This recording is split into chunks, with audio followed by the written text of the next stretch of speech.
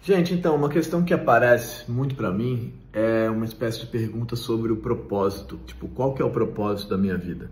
Como se a gente tivesse que encontrar, assim, como se estivesse em algum lugar, sabe? Então, se eu procurar direito, eu vou encontrar o meu propósito. Qual que é o meu propósito? Então, eu vou ler coisas, vou ouvir gente falando sobre coisas, pessoas até legais falando sobre isso, da ideia do propósito, né?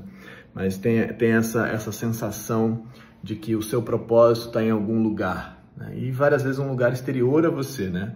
E eu penso muito sobre isso, tento ajudar e repensar essa às vezes fantasia mesmo, né?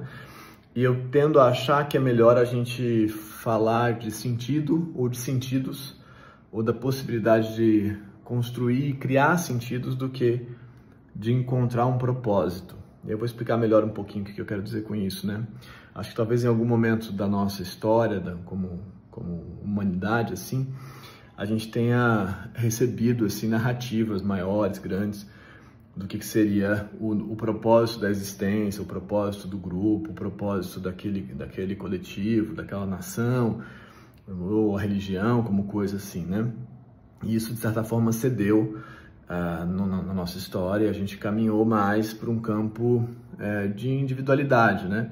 De cada um viver a própria vida, construir seu próprio caminho. Cada um pode construir o caminho que for, e aí a fantasia da escolha, por outro lado, né?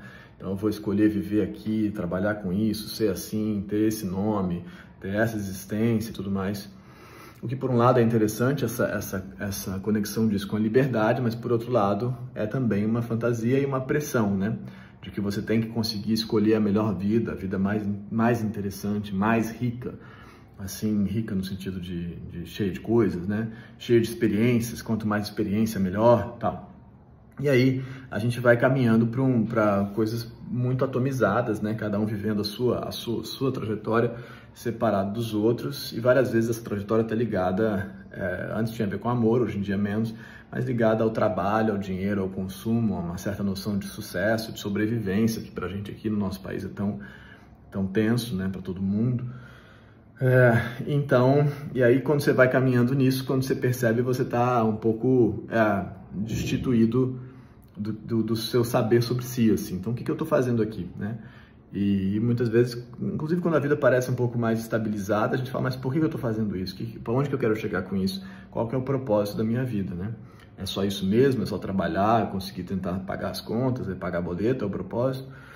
E eu falo sempre que a gente tem uma coisa que talvez faça mais sentido, que é buscar sentidos, construir sentidos. E os sentidos têm a ver com a nossa experiência no mundo, de tentar satisfazer as nossas necessidades, né? E do prazer que ocorre com isso. Então, o sentido tem a ver com satisfação, com prazer, e como que isso são modos de conseguir encontrar satisfações.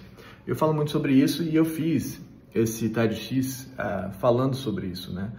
Chama O Estranho Caso da Vida Confortável e Sem Sentido. E aí eu queria que vocês assistissem, está na descrição o link.